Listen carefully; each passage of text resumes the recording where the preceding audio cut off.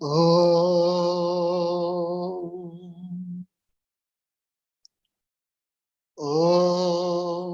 सहना भवतु सहनौ भुनक्तु सह वीर्यं करवावहै तेजस्विनावधीतमस्तु मा विद्विषावहै। ॐ शांति शांति शांति। हरिओम everybody, welcome to this question answer session. ये हमारा 5वां Q&A है जिसको हम YouTube में रिकॉर्ड भी हो रहा है। तब तक के जो भी क्वेश्चन आंसर हैं वो YouTube में अवेलेबल हैं गीता जी वेदांता में। तो let's start today's question answers. पहला क्वेश्चन है, प्रणाम, कृपया सच्चिदानंद धन की व्याख्या कीजिए। और दूसरा क्वेश्चन है, अगर हम अपने को अहम ब्रह्मस्मि माने तो प्रार्थना करने की क्या आवश्यकता है? अगर हाँ तो प्रार्थना में क्या मांगे? सबसे पहली चीज है, सच्चिदानंद धन नहीं है ये। सच्चिदानंद धन की व्याख्या की 3 शब्द है, सत चित आनंद। तो पहले शब्द पर जो से समझ लीजिए, सत चित आनंद। सत मीन्स एग्जिस्टेंस, चित मीन्स कॉन्शियस, आनंद मीन्स ब्लिस। हम और आप 3 स्थितियों से जा रहे हैं इस समय। सत है, एग्जिस्ट कर रहे हैं, जैसे ये एग्जिस्ट कर रहा है, ये चीज एग्जिस्ट करती है। आप और मैं इस संसार में एग्जिस्ट करते हो, सत्य है, टेम्परेरी रियलिटी है हमारे जीवन में सत्य। चित्त मीन्स कॉन्शियस है, ये कॉन्शियस नहीं है। ये जो चीज है ये कॉन्शियस नहीं है, इसमें माइंड नहीं है, इसमें इंटेलेक्ट नहीं है, इसमें इमोशंस नहीं है, इसमें गाली गलोच दे दो कुछ भी, इसको कुछ नहीं होने वाला। ये अवेयर नहीं है, ये एग्जिस्ट करता है, बस सत्य है, एग्जिस्ट करता है। इसमें कॉन्शियसनेस नहीं है। आप और मैं सत्य है, एग्जिस्ट करते हैं, और हमने कॉन्शियसनेस है, हमने मन बुद्धि है, हम जड़ नहीं है। ये जड़ है, ये जड़ है, ये चीज जड़ है। 10 साल बाद भी जाओगे तो कोई चेंज नहीं आएगा, लेकिन ये पीछे प्लांट पड़ा है, 10 साल बाद इसमें ग्रोथ है। ये कॉन्शियस है, ये कॉन्शियस है, इसमें अवेयरनेस है। जीव में हम एग्जिस्ट भी कर रहे हैं, हम अवेयर भी हैं। And then the third is bliss, आनंद है। We go through state of anand, deep sleep. So आनंद में भी आते हैं। तो हम सत्य हैं, चित्त है, आनंद है। परमात्मा जो है वो सच्चित आनंद का आधार है। ये गलत धारणा है, परमात्मा सच्चिदानंद है। परमात्मा सच्चिदानंद का आधार है, वो सबस्ट्रेटम है। तो पहला पॉइंट तो ये है कि सच्चित आनंद क्या है। दूसरा पॉइंट क्वेश्चन है कि यदि हम ब्रह्मस्मि हैं, यदि मैं परमात्मा हूं, तो प्रार्थना क्यों कीजिए?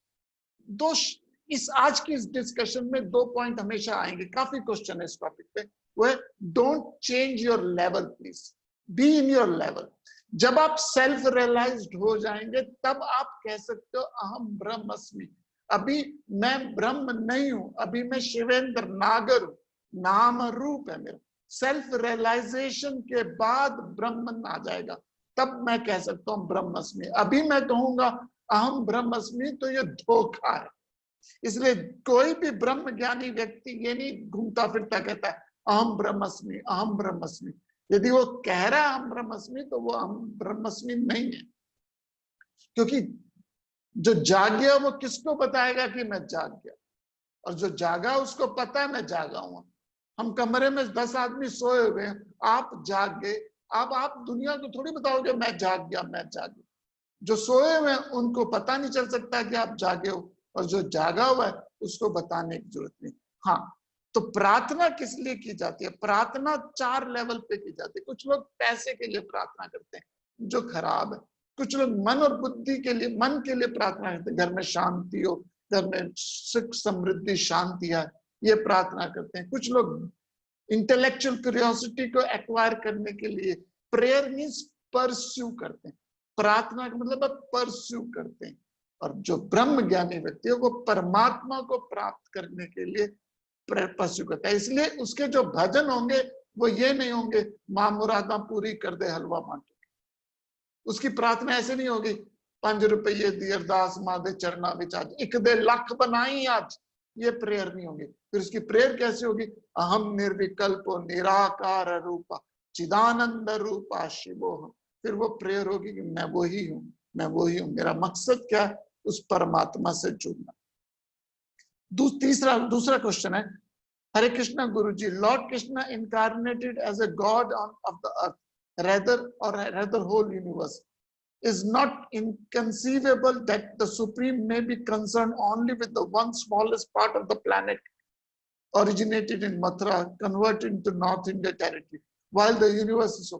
पहली बात समझिए, भगवान किसी का उद्धार करने नहीं आते, ये मिथ है। आप कहोगे सर गीता जी में लिखा है यदा यदा धर्मस्य।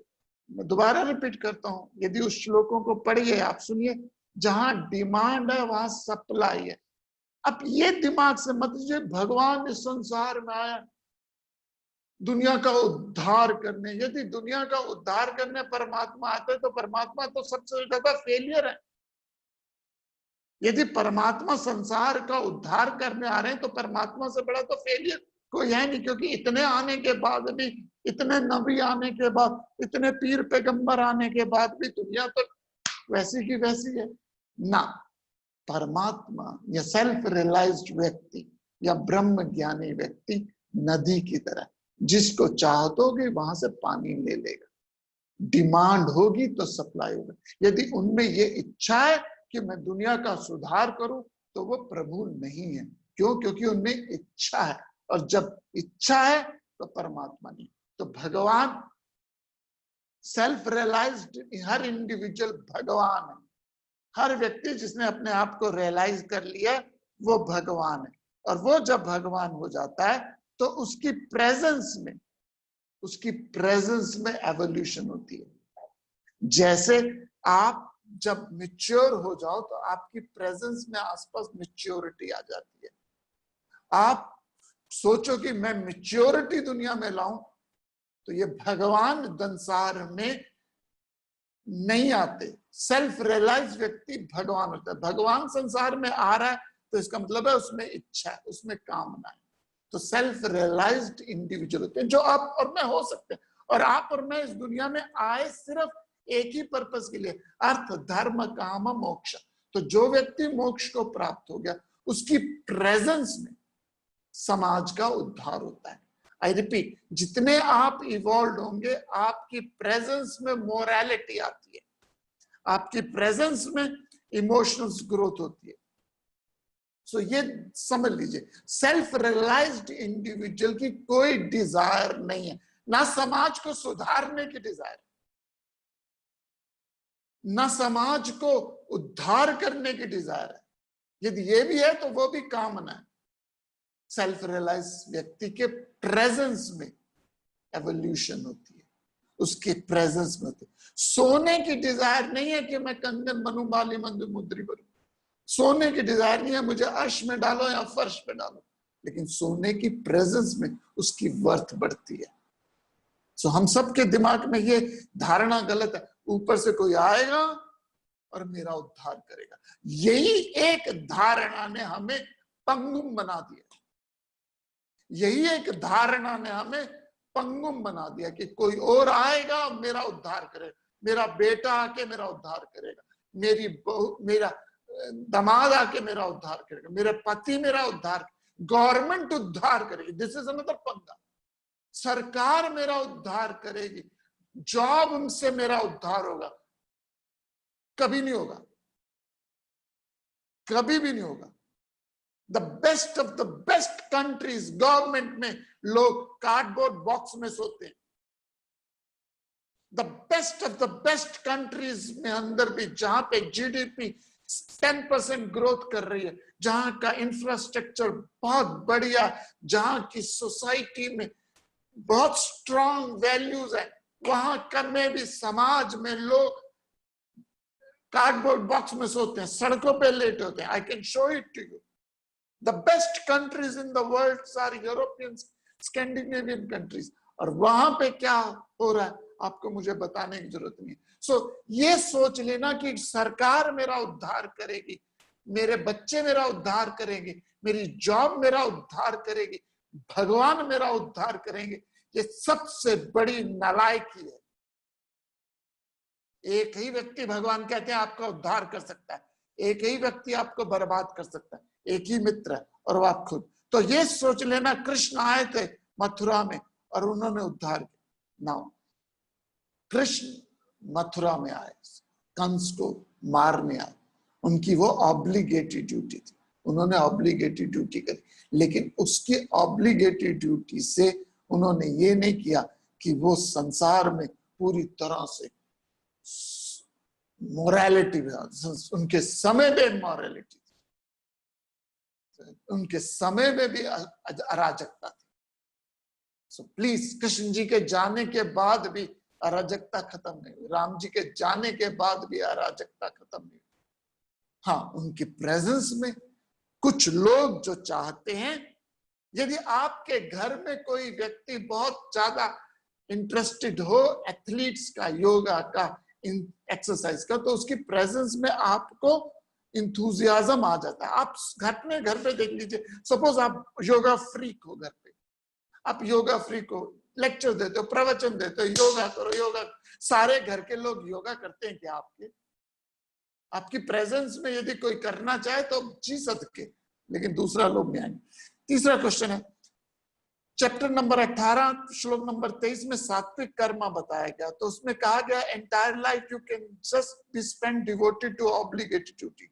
When does one individual have the agency to perform action that are one their own will? दो चीजें समझ लीजिए, मैं पूरा लंबा क्वेश्चन में छोटा कहता हूँ। यह क्वेश्चन है, एक तरह आप कहते हो ऑब्लिगेटरी ड्यूटी करो, ऑब्लिगेटरी, यदि मैं ऑब्लिगेटरी ड्यूटी करता रहूं समाज के लिए, परिवार के लिए, देश के लिए, तो अपने लिए कब टाइम लाऊं मैं? मेरे अपने गोल्स भी तो हैं। तो आप कहते हो ऑब्लिगेटरी ड्यूटी करो, गीता जी कहते हैं सात्विक ऑब्लिगेटरी ड्यूटी है देश के लिए, समाज के लिए। प्लीज समझिए समझिए समझिए, आपकी सबसे बड़ी ऑब्लिगेटरी ड्यूटी अपने लिए। मैं पहाड़ पे खड़ा होकर चीख के चिल्ला के बोल सकता हूं, आपकी सबसे बड़ी ऑब्लिगेटरी ड्यूटी है keep yourself happy, cheerful and dynamic. Air mass जब ऊपर आते हैं तो सबसे बड़ी ऑब्लिगेटरी ड्यूटी क्या होती है? खुद अपने आप को बच रखिए, फिर दूसरे को दीजिए। तो ये चीज समझ लीजिए कि आपकी ऑब्लिगेटरी दूसरों के लिए नहीं है, सबसे बड़ी ऑब्लिगेटरी ड्यूटी है to keep yourself cheerful, happy and dynamic. दूसरी ऑब्लिगेटरी ड्यूटी है आपकी इस संसार से जागो और भागो। 12वीं में आपकी ऑब्लिगेटरी ड्यूटी क्या है? 12वीं पास करूं और स्कूल से निकलूं। आपकी ऑब्लिगेटरी ड्यूटी है कि जो क्लास फ्रेंड है उसको पढ़ाऊं, उसकी हेल्प करूं, यदि कर सकते हो जी सकते। लेकिन आपकी प्रेडोमिनेंटली ऑब्लिगेटरी ड्यूटी क्या है स्कूल में 12वीं में? कि नहीं, मैं चाहता हूं सारी क्लास पास हो जाए। नहीं, 12वीं के बच्चे की यह ऑब्लिगेटरी ड्यूटी नहीं है कि वो दूसरों के पास करवाने में लगा रहे, उसकी ऑब्लिगेटरी खुद को पास कर। Sound selfish? Yes yes, but it is not really, क्योंकि आप जब इवॉल्व होंगे, आपके लेवल ऑफ एवोल्यूशन से लोग इवॉल्व होंगे। तो ये सोच लेना कि मेरी ऑब्लिगेटरी ड्यूटी फैमिली की है, कंट्री की है, माँ बाप की है, वो सेकेंडरी है, सेकेंडरी ऑब्लिगेटरी। थर्ड ऑब्लिगेटरी, सबसे बड़ी ऑब्लिगेटरी ड्यूटी आपकी है कि keep yourself happy, cheerful and evolve. Next question है, why is the man treated as a highest yoni when Vedanta actually preaches non-duality or emphasizes on oneness of all being, living or non-living? Please, self realization जो है वो ही आपको ये state देगा जब आप में एकत्व भाव होगा, वननेस होगा। सो हाईएस्ट योनि में जो हम आए हैं वो इसीलिए आए हैं क्योंकि हम उस हाईएस्ट अचीव कर सकते हैं ना। जब हाईएस्ट ज्ञान हो जाएगा तब डुअलिटी जाती है, जब लोएस्ट जोनी में होते हैं तो डुअलिटी ज्यादा रहती है। जैसे लेबर में डुअलिटी ज्यादा है, मैनेजर में डुअलिटी कम है। जितना आप इवॉल्व होते हैं उतनी आपकी डुअलिटी, उतना द्वैत भाव कम होता है। नेक्स्ट क्वेश्चन, बहुत इंपॉर्टेंट क्वेश्चन है ये। In dream state, would the realized retain his realization? Very important question. In a dream state, would the realized retain his realization? A self-realized man has no dreams. He is not a waker, he is not a dreamer, he is not a deep sleeper.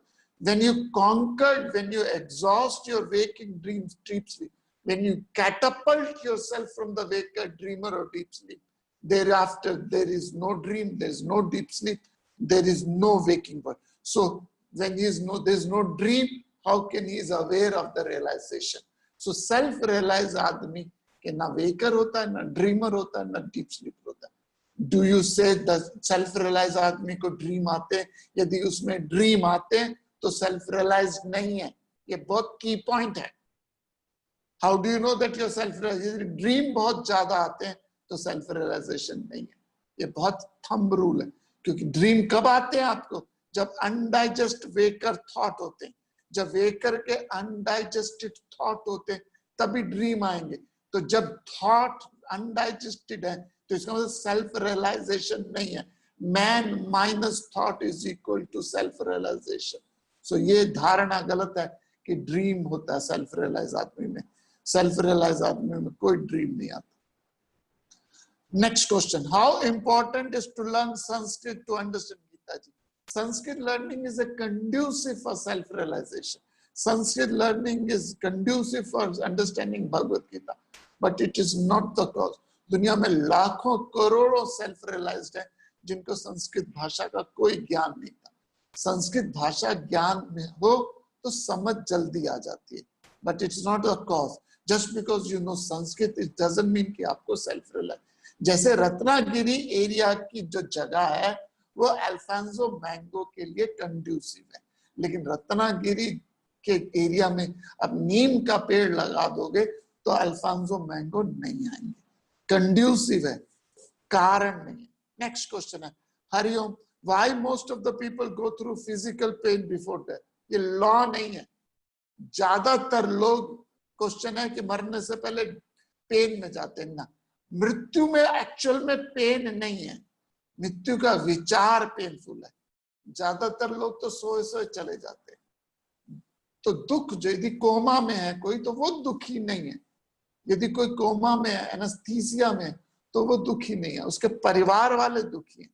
तो that's their own action जो उनको करने भुगतने. Next question है, इंसान अपने जीवन में यदि बुरे कर्म नहीं करता और फिर भी उसको जीवन में दुख आता है तो क्या उसके दुख उसके पिछले जन्मों के बुरे कर्मों की सजा होती है?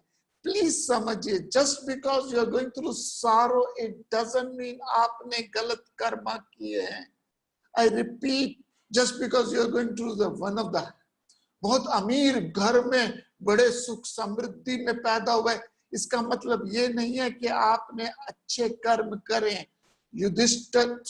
दुर्योधन बहुत खराब कर्म आते लेकिन अमीर घर में पैदा हुआ. सुदामा गरीब घर में पैदा हुआ लेकिन बड़े अच्छे कर्म थे. तो ये कह देना कि जस्ट बिकॉज किसी के जीवन में बहुत सुख है, दुख और सुख आपके मेरे कर्मों के अनुसार है, लेकिन वो अच्छे बुरे कर्म हो ये जरूरी नहीं है.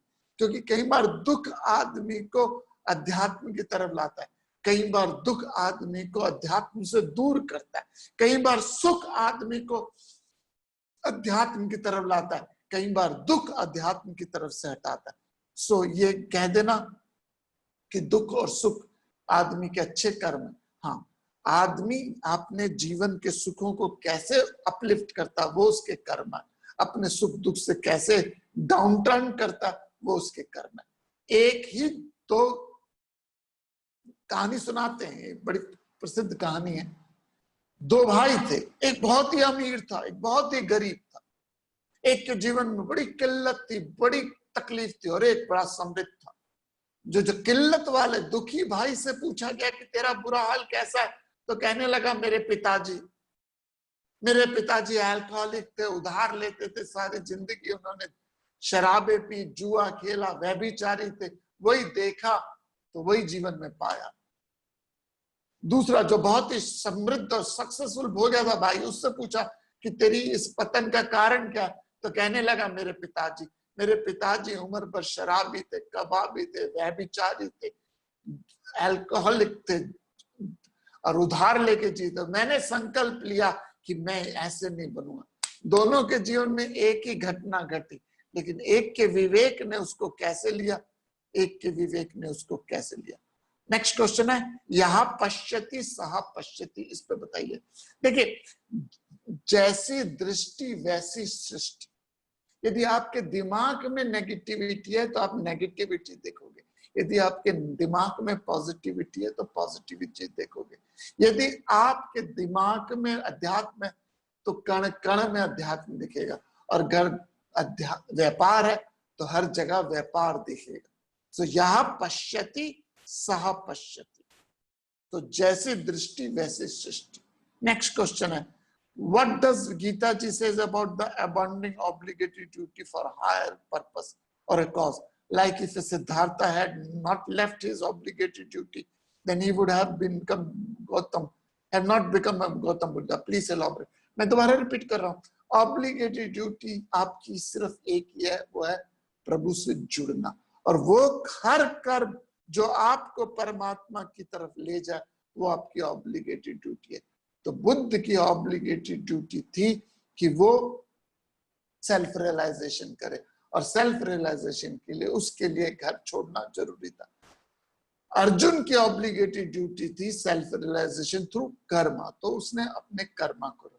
सो आपकी वही ऑब्लिगेटरी ड्यूटी है जो आपको आपके लक्ष्य तक ले जाए, और जो कर्म आपको आपके लक्ष्य तक ले जाए वो आपका ऑब्लिगेटरी ड्यूटी है। तो बुद्ध के लिए ऑब्लिगेटरी ड्यूटी वो कुछ और थी, राजा जनक के लिए ऑब्लिगेटरी ड्यूटी घर गृहस्थी से थी। तो आप ये नहीं कह सकते हर आदमी बुद्ध बन जाए, हर आदमी बुद्ध बन जाए तो बुद्धू बन जाएंगे, बुद्धू कोई नहीं बनेगा। As you said, due to our pursuit of higher goal or purpose, our lower desire will leave us. Does that mean the quota of karma of a lower desire for this life has also been nullified? बिल्कुल, जैसे आप higher Dzire करते हो आपकी छोटी बेकार Dzire nullify हो जाती है। प्लीज समझिए, मैं तभी बार बार रिपीट करता, 5 तरह की डिजायर है, धन की डिजायर, तन की डिजायर, मन की डिजायर, बुद्धि की डिजायर, प्रभु की डिजायर। हाई डिजायर ले लोगे, छोटी डिजायर आपकी झूंगे में पूरी हो जाएगी। You don't have to think about it. बार बार मैं डंके की चोट पे बोल रहा हूं, आप अपने जीवन में seek the kingdom of God and all thing will be added unto you. बार बार बोल रहा हूं, उपनिषद बोलते हैं, गीता जी बोलती है, सर्वधर्मान परित्यज्य मामेकम शरणम व्रज योगक्षेमम भाव्यम। गीता जी बोलती है तू मेरी शरण में आ जा, तुझे मैं सारे दुखों से मुक्त करा दूं। पिकअप ए हाई डिजायर, छोटी डिजायर आपकी, you don't even think about it. अब नरेंद्र मोदी जी ने अमेरिका जाना है, यूरोप जाना है, न्यूक्लियर डील डिस्कस करने, उन्हें ये सोचना पड़ेगा कि टिकट कौन लाएगा, वीजा कौन करेगा, लगेज कौन पैक करेगा, लंच कहाँ खाएंगे, डिनर कहाँ खाएंगे। मोदी जी को न्यूक्लियर डील डिस्कस ने यूएसए, अमेरिका, जर्मनी जाना, does he have to think about कि एयरपोर्ट पिकअप कौन करेगा, एयरपोर्ट लेने कौन जाएगा। ये डिजायर तो बहुत छोटी है। सो मैं बार बार रिपीट करता हूं, प्लीज शरणागत में आ जाइए अध्यात्म की। पिकअप एड्स, यदि गीता जी को पढ़ने की डिजायर भी आप रख लीजिएगा, आपकी जिंदगी की पिद्दी डिजायर अपने आप पूरी हो जाएंगी। मां शुचा, डोंट वरी, एक बार स्ट्रेट डिजायर पिकअप करके तो देखिए। और मैं अनुभव से कह रहा हूं, ये मैं ये थ्योरी से नहीं कह रहा हूं, खुद अपने अनुभव से कह रहा हूं।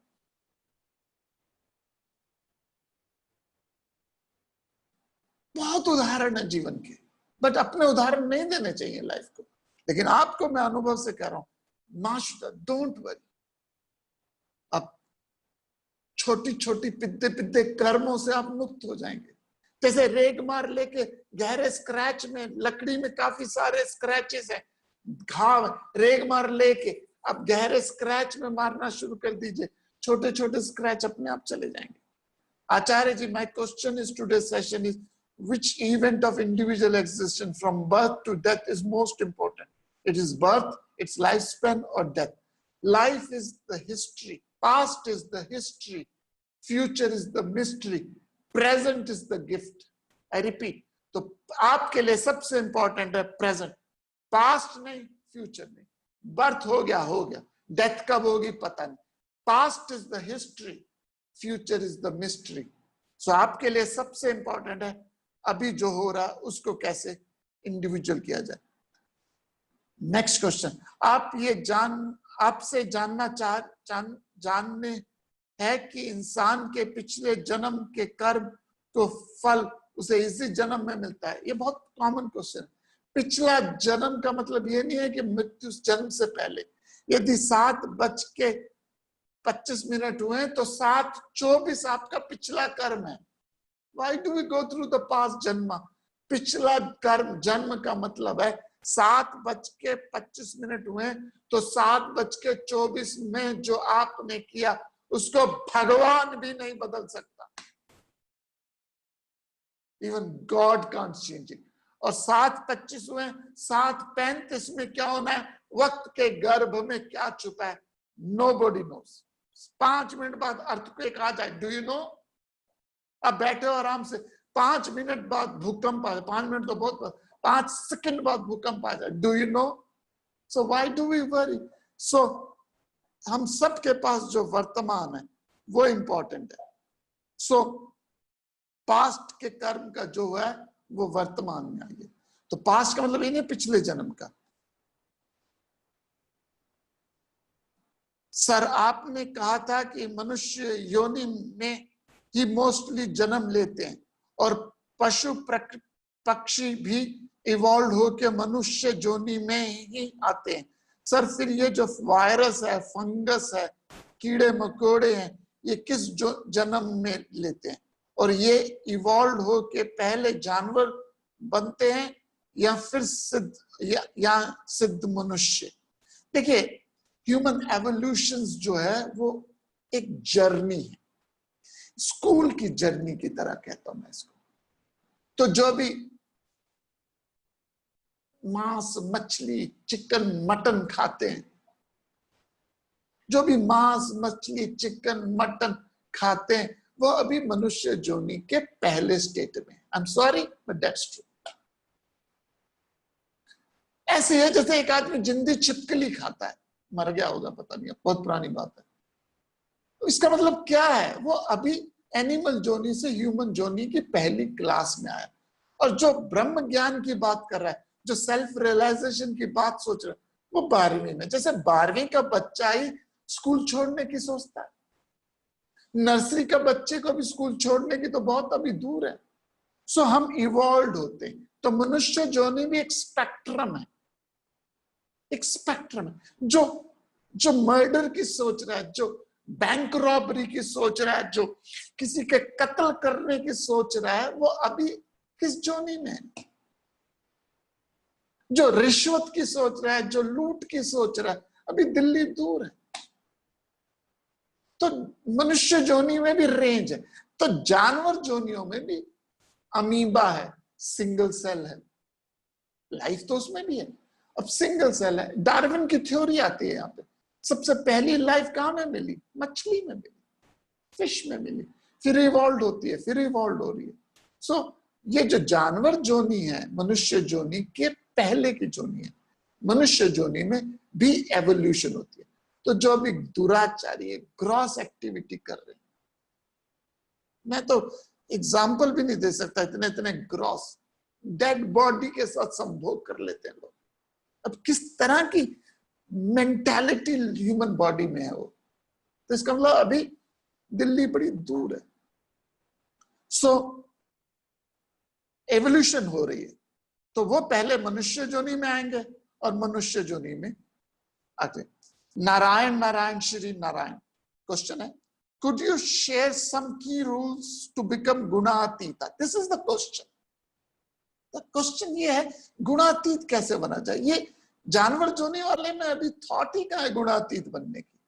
वो तो ये है कि कैसे रिश्वत लेके मैं चीट करूं, यदि उस तो गुणातीत कैसे बना जाए। This is the idea that one should think about it. गुणातीत, can we human form rise above the guna? जी बिल्कुल। तो गुणातीत का मतलब है निर्गुण होना, और गुणातीत के लिए सबसे पहले सत्व का रेट करते रहो, सत्व बनाते रहो, सत्व बनाते रहो, अपने आप को गुणातीत करके सत्व को डेवलप करो। सात्विक ज्ञान, सात्विक कर्म, सात्विक बुद्धि, सात्विक भोजन, सात्विक चीजें करो। तो जब सत्व आपका बढ़ता रहेगा, बढ़ता रहेगा, बढ़ता रहेगा, तमस और रजस कम होता रहेगा, तो सत्व आप बढ़ाते रहो, बढ़ाते रहो, बढ़ाते रहो। और जब सत्व बहुत ज्यादा बढ़ जाएगा, तमस और रजस डिसॉल्व हो जाएगा, तो गुणा सत्व अकेला रह नहीं सकता, सत्व डिसॉल्व होकर गुणातीत बन जाएगा। तो हम अपने आप को सात्विक बनाते रहे। सात्विक बनाने के लिए गीता जी क्या कहती है? सात्विक ज्ञान करो, सात्विक कर्म करो। पूरी की पूरा अध्याय 18 अध्याय इसी आइडिया पे चलता है। सात्विक कर्म, सात्विक ज्ञान, सात्विक धृति, सात्विक बुद्धि, सात्विक भोजन, सात्विक श्रद्धा। तो सत्वा को बढ़ाते जाओ तो हम गुणातीत जरूर बनेंगे। दूध पानी को गर्म करते जाओ, करते जाओ, करते जाओ, करते जाओ, एक दिन पानी भाप बन के पानी खत्म हो जाएगा। तो गुणातीत होना ही हम आए हैं, इस संसार में आए हैं तो गुणातीत होने। नेक्स्ट क्वेश्चन, गुरुजी यदि भगवान निराकार है, सर्वव्यापी है एवं निर्गुण है, तो रावण उसके लिए शिव तांडव स्रोत क्यों लिखते हैं?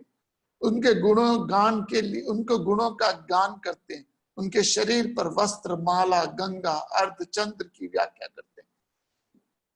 परमात्मा निराकार हैं, लेकिन उस निराकार को प्राप्त करने के लिए आपको साकार की जरूरत पड़ती है। यदि आप निराकार को बिना साकार के प्राप्त कर लेते हो तो वो बहुत बड़ी स्थिति है। So we an idol represent an ideal.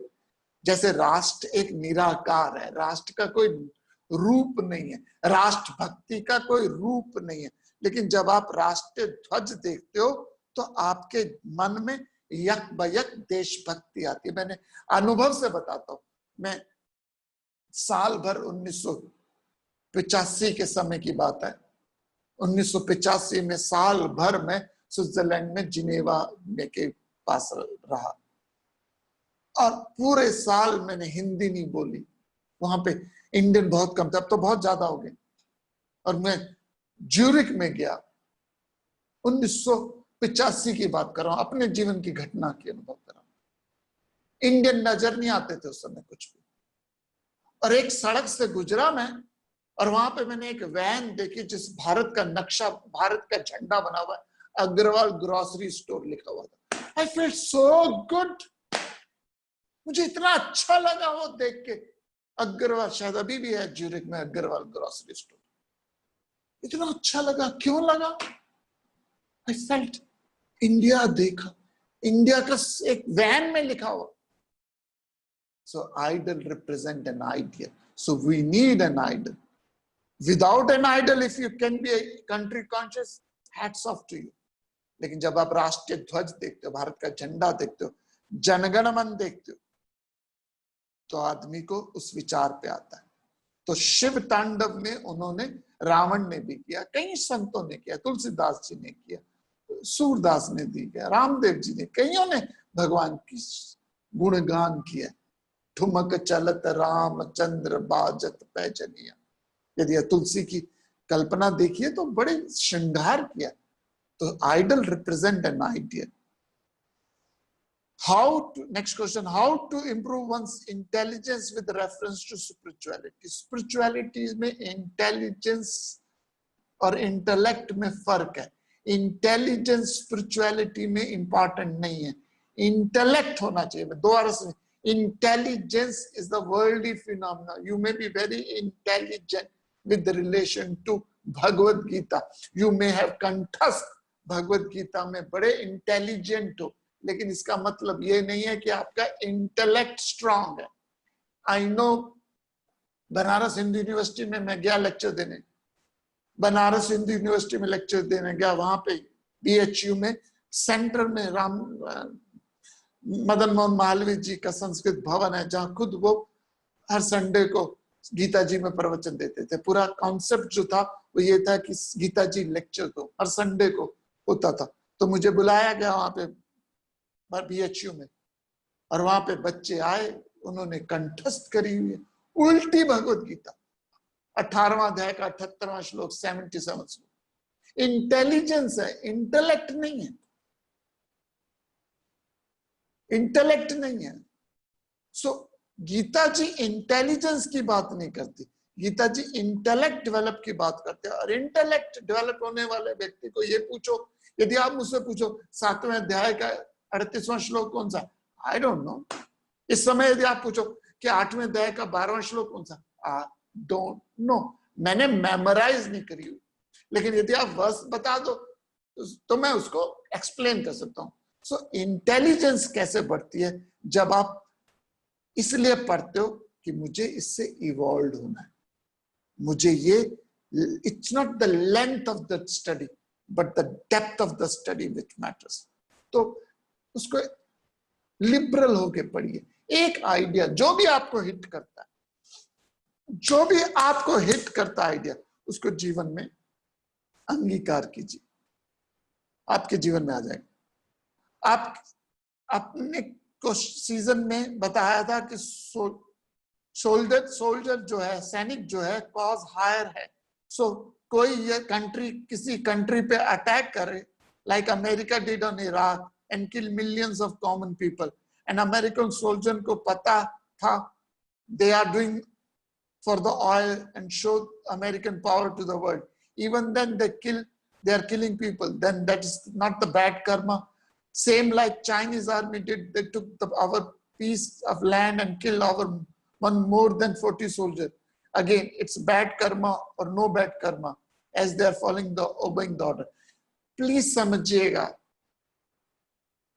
18 साल से पहले और किसी भी फौजी के द्वारा की गई युद्ध में कर्म, मारने का कर्म, बुरा कर्म नहीं आता, क्योंकि पहला फौजी कर्म सिर्फ इसलिए करता है क्योंकि उसकी यह ऑब्लिगेटरी ड्यूटी है।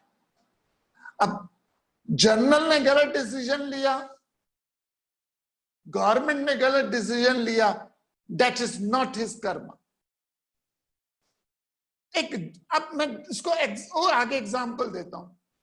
एक जज ने गलत डिसीजन लिया किसी को फांसी देने का, लेट्स बी, इसके होराइजन को बढ़ाइए। एक जज ने गलत डिसीजन लिया किसी को फांसी देने का, उसको रॉन्ग डिसीजन पे उसको फांसी दे दी। अब जल्लाद उसको फांसी दे रहा है, उसको गलत कर्म कर रहा है क्या? वो जो जेलर उसकी फांसी का टाइम नोट कर रहा है और उसकी घड़ी लेके खड़ा हुआ है, is he doing a wrong कर्म? जो पुलिस कमिश्नर खड़ा है, is it doing a wrong कर्म? क्यों? क्योंकि जज ने रॉन्ग डिसीजन लिया। जज ने रॉन्ग डिसीजन क्यों लिया? क्योंकि उसके पास डाटा गलत आया। सो प्लीज, सोल्जर, एक सैनिक का कर्म ऑर्डर को फॉलो करना है, पीरियड। वो ऑर्डर सही है गलत है, that is not his discretion. एक पोस्टमैन ने मरने की चिट्ठी दी, उससे लोग जिसने देखी उसको हार्ट अटैक हो गया, मर गया। पोस्टमैन ने बुरा काम किया क्या? I'm exaggerating just to drive home the point. हम ठप्पा लगाना चाहते हैं किसी को, ये बुरा काम है, अच्छा काम है, हम लेबल लगा के। तो हम, और यदि फौजी सोचता है कि मैं बुरा काम कर रहा हूं and then he do it, then it is a wrong कर्म। डिजाइन करते लेकिन अब वो कर नहीं सकता क्योंकि पिछले 30 साल उसने कमाया का लिया, तो उसे कोर्ट मार्शल हो जाएगी। तो उसे पहले दिन पता था कि हमारी लाइफ का ये पैकेज रूल है जो हमें फॉलो करना है। ये बहुत बार क्वेश्चन आया है, इसको 2 बार क्वेश्चन आया, इसको मैं जरा डिटेल में ले लेता हूं। संसार में फंसना मूर्खता है, अध्यात्म में फंसना महामूर्खता है। फंसने का अर्थ यदि छोड़ना है तो किस अवस्था में और उसके बाद क्या करें और कहां जाए। देखिए ईशावास्य उपनिषद के श्लोक में आता है, अंधम तम प्रवशंति अविद्यानुपासते। यदि आप संसार में फंसे हो तो मूर्ख हो, और अध्यात्म में फंसे हो तो महामूर्ख हो। तो पहली बात है कि आप अवेयर हो कि मैं स्पिरिचुअलिटी में जर्नी में आया हूं। मैंने जो पूजा पाठ तर्पण क्रिया कर रहा हूं वो मेडिसिन की तरह, उसमें फंसना नहीं है। उसके बाद क्या होगा, सिंपल एग्जांपल, दवाई में से छूटने के बाद क्या होगा, आप स्वस्थ हो जाओगे, you will happy, you will be peaceful. तो self realise the happy, highest happiness is known to the anybody. इससे बड़ा दुनिया में कोई सुख नहीं है। सो हम सब लोग सुख की तलाश में होते हैं, और जब सेल्फ रियलाइज हो जाते हैं तो हाईएस्ट सुख है। सर आपने बताया कि जो इंसान कास्ट और रिलीजन के हिसाब से देखता है, मतलब मनुष्य में फर्क करता है, वह आध्यात्मिक नहीं हो सकता। वैसे तो वो इंसान ही नहीं होता। तो गुरुजी, जो इंसान आदमी में फर्क डाले, उसको उसके धर्म से पहचाने और दूसरे के भी फर्क करे और बोले कि ये धर्म लोग गलत बातें बता रहे हैं, ये फिरका फरस्ती अलग है, तो क्या ये बेनिफिट के लिए लोगों को आपस में लड़वाएं? देखिए 2 चीजें, एक है धर्म, एक मत है। धर्म एक ही है, मत अलग अलग है, और मतों में हमेशा 36 का आंकड़ा होता है। चाहे वो हिंदू मुसलमान हो, चाहे वो क्रिश्चियन मुस्लिम हो, चाहे वो कोई भी, चाहे वो शैवाइट्स और वैष्णवाइट्स हो, चाहे वो कुछ हो। मैं धार्मिक आदमी भेद नहीं करता। आदमी संतरे की तरह बाहर से एक नजर आता है, अंदर से टुकड़ों में, भगवान खरबूजे की तरह। तो जो भी आदमी अध्यात्म के नाम में भेदभाव करता है वो स्पिरिचुअल नहीं। हैविंग सेड दैट, आप और मैं समभाव अलग है, समव्यवहार अलग है। तो यदि कोई आपको स्टूपिड बना रहा है, कोई धर्म के नाम पे कहे कि नहीं सबसे संभाव रखो, और उस संभाव रखने के कारण वो आपको स्टूपिड बना रहा है, तो आप केयरफुल रहिए। यही हुआ इस देश में कि हमने संभाव था, और संभाव से हमने हर तरह के आइडियाज को घर पे स्वीकार कर लिया, लेकिन उन्होंने आके घर में डामाडोल कर दिया। रविंद्रनाथ टैगोर की बड़ी सुंदर कल्पना है, और ये गांधी जी ने भी यूज करी है।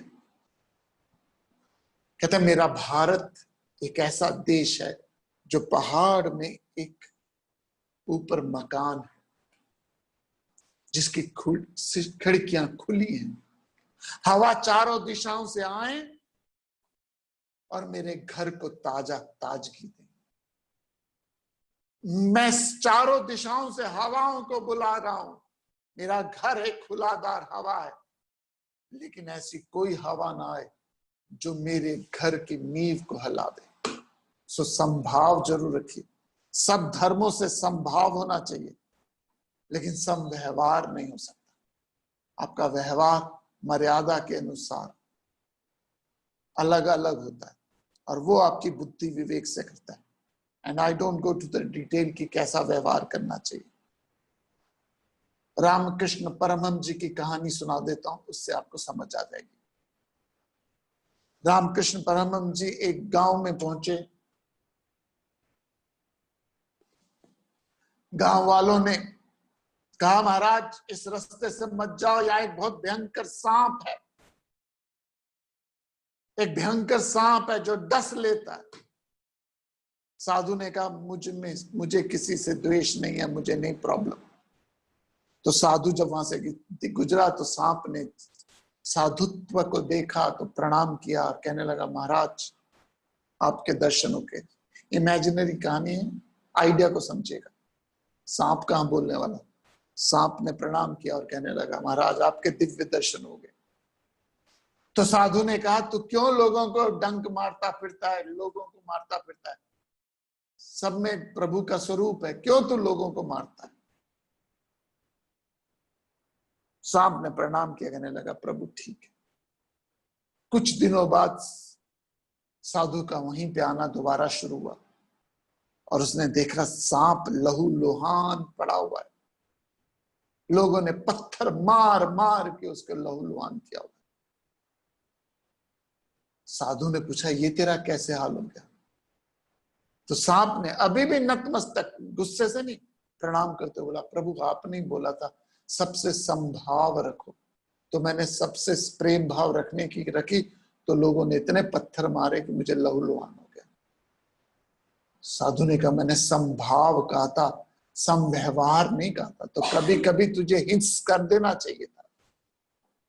तो आपका सब धर्मों से समभाव होना चाहिए, लेकिन आपका व्यवहार मर्यादा के अनुसार। और यदि मर्यादा के अनुसार नहीं है तो भारत ने बहुत दुख झेले उस कारण से। क्वेश्चन है, हाँ मैं 15 मिनट और लूंगा क्लास, ये 8 बजे तक चलेगी class. My question is, how do we detach one thing from one thing? Please give me a practical example. Does that mean I don't look at things to buy? I'm confused. Why? How do we get detached from things or people? Detachment is possible only through attachment. I repeat, you cannot detach. You have to get attached.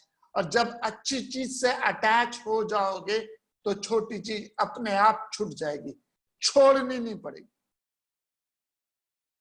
छोड़नी नहीं पड़ेगी। So give me a practical example. बहुत example है, practical example क्या? मैं अब तक theoretical example तो मैं देता ही नहीं, मैं तो हमेशा प्रैक्टिकल एग्जांपल देता हूं। अटैचमेंट और डिटैचमेंट चोली दामन का साथ है। एग्जांपल मैंने बहुत बार दिया है। सबसे 5 तरह के सुख है, धन का, तन का, मन का, बुद्धि का, प्रभु। तन के से अटैचमेंट हो गए, धन से डिटैचमेंट हो जाती है। बच्चों से अटैचमेंट हो जाए तो धन से, तन से डिटैचमेंट हो जाती है। आइडिया से अटैचमेंट हो जाए तो धन, तन, मन से अटैचमेंट, डिटैचमेंट हो जाती है। और प्रभु से अटैचमेंट हो जाए तो शरीर, मन, बुद्धि से डिटैचमेंट। अटैचमेंट का मतलब ये नहीं कि सारा दिन उसी, सारा दिन ओ मेरा बच्चा, मेरा बच्चा, बच्चा। अटैचमेंट का मतलब है आप उसको प्रायोरिटी देते हो, आप उसको वैल्यू देते हो। तो जिस चीज को आप वैल्यू देते हो उस पर ज्यादा आपका फोकस होता है। वैल्यू परमात्मा को ज्यादा दो तो आपका छोटी चीजों से डिटैचमेंट हो जाएगा। Next question, how can you live spirituality finally? How to neutralize with your enemy practically? देखिए, स्पिरिचुअलिटी को छोड़ने की कौन बात कर रहा है? पहले पकड़ तो लीजिए, फिर छोड़ने की बात करेंगे। 12वीं क्लास में तो पहुंचिए, फिर बात करेंगे छोड़ने की। यार छोड़ने की बात कर रहा हूं इसलिए क्योंकि आपको पता होना चाहिए। अभी तो संसार बहुत फंसाता है, तो संसार से फंसने से बचने के लिए अध्यात्म से जुड़िए। इसलिए मैं ये बात बता रहा हूं ताकि आप अवेयर रहें कि इसमें भी बंधना नहीं है। सो शॉपिंग करने की अटैचमेंट है तो अटैचमेंट है क्योंकि आपको शॉपिंग खुशी देती है, लेकिन जब इमोशंस की अटैचमेंट आ जाएगी तो धीरे धीरे छूट जाएगी। और आप शॉपिंग कर रहे हैं तो अच्छी बात है, दुनिया में बिजनेस तभी चलता है जब शॉपिंग करने वाले लोग हो। हम जैसे नॉन शॉपिंग इंटरेस्टिंग वाले लोग आ जाएंगे तो संसार कैसे चलेगा? तो ठीक है, अच्छी चीज है। Next question, is Krishna God means परमात्मा और light is God? What is the name of God means Om तत्सत और सत only. Krishna means dark, Krishna means black, उसके कई नाम दे सकते हो। उस dark means unknown to us. Krishna doesn't mean light, Krishna means dark. Dark means हमारे लिए अभी हमारे अंदर जो आत्मा है वो इग्नोरेंस है। Through the light of knowledge you learn the Lord. South India के जितने भी टेंपल हैं सब डार्क हैं, काले, ब्लैक, मूर्तियां ब्लैक है, और आप मंदिर में जाते हो कपूर लेके, कपूर मीन्स वासना, वासना बर्न जब करते हो, then you see the light. In that light when you burn the वासना means कपूर, कैम्फर को जब बर्न करते हो तो लाइट आती है, उस लाइट से सामने आपको प्रभु दर्शन होते हैं, और वो प्रभु दर्शन जब होते हैं तो आप आंखें बंद कर लेते हो। तो ओम तत्सत, ओम तत्सत, ओम ही सत्य है, परमात्मा के एक नाम ओम है, ओम ही सत्य है। ओम के सिवा, परमात्मा के सिवा सब कुछ असत है। असत मीन्स टेम्परेरी है, ये टेम्परेरी है, ये घड़ी टेम्परेरी है, चंदा सूरज तारे भी टेम्परेरी है, और जो चीज टेम्परेरी है उसको ब्लैक मार्केट वैल्यू मत दीजिए। नेक्स्ट क्वेश्चन है, I have started attending your Gita class since last month. Lot of my questions have been answered during the classes. I got associated with ISKCON also around this year back, and emphasis on the lots of chanting Hare Krishna Mahamantra.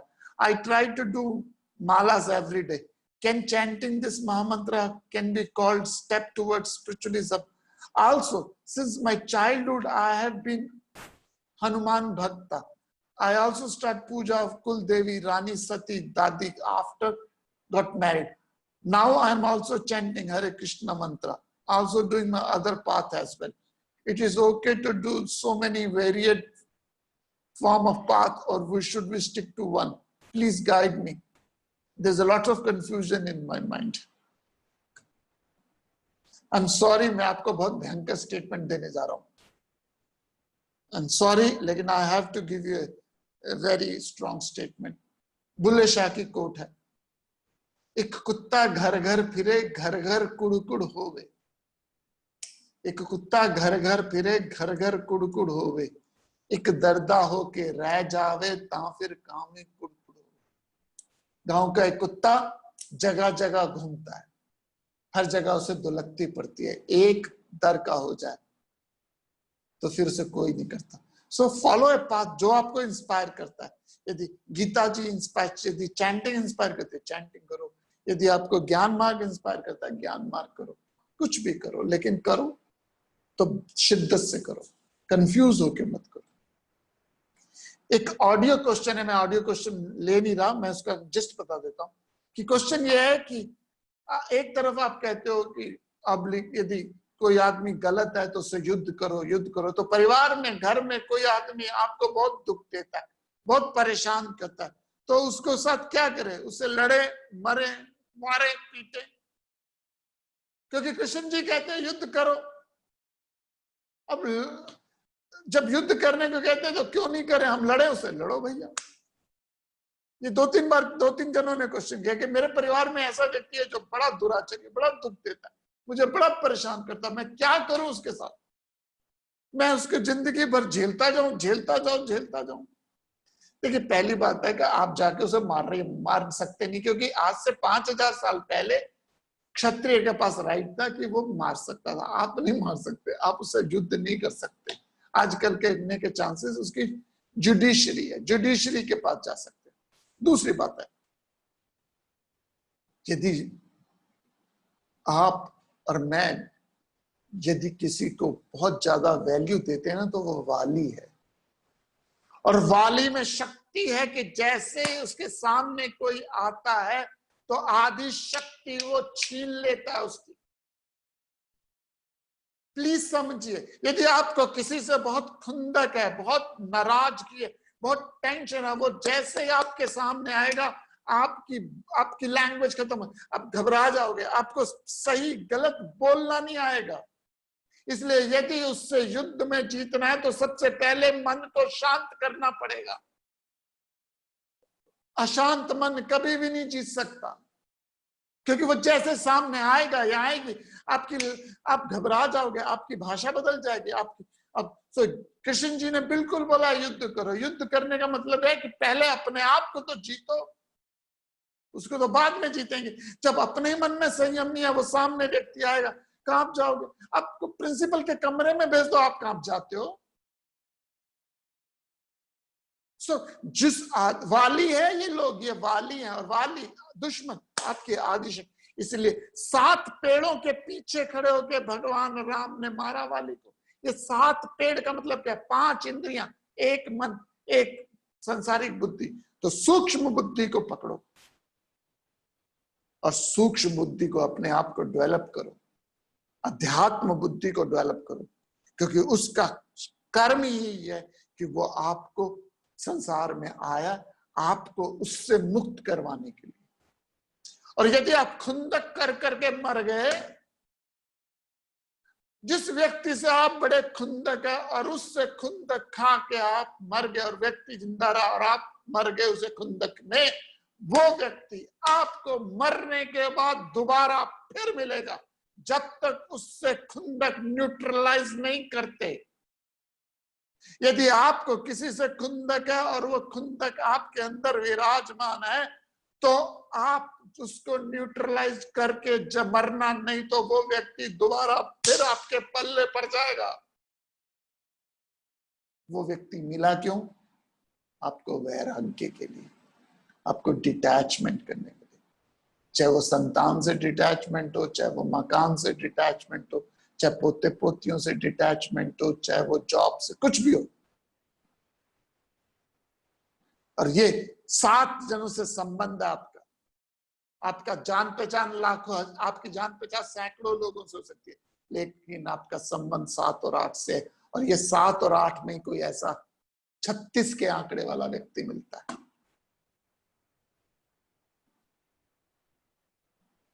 तो मेरा मन बड़ा परेशान हो जाता है। इसीलिए तो आपको वो व्यक्ति आया कि आपको उससे निर्लेप होना, युद्ध में जीतना। और ये युद्ध कौन सा है? पहला अपने आप। कुछ नहीं होने वाला, कुछ नहीं होने वाला।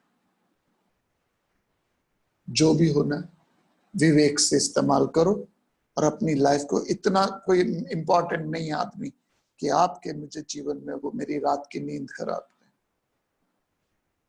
नेक्स्ट क्वेश्चन है, ये आखिरी क्वेश्चन है। Please tell some way to slow down the mind as it's running all the time and tires me. What can be done about this? यही सेम क्वेश्चन है, उसी का आंसर है। जो भी व्यक्ति आपकी लाइफ में आया है वो आपको इवॉल्व करने आया है, आपको मुक्ति दिलाने आया है, आपकी अध्यात्म को ग्रोथ करने आया है। जैसा भी व्यक्ति आया, और अगर मुश्किल टफ लोग आपकी लाइफ में आए हैं तो इसका मतलब है you are capable of handling that situation. Nature उतना ही बड़े प्रॉब्लम्स देती है जितना आप हैंडल कर सको, उससे ज्यादा बड़ी प्रॉब्लम नहीं देती।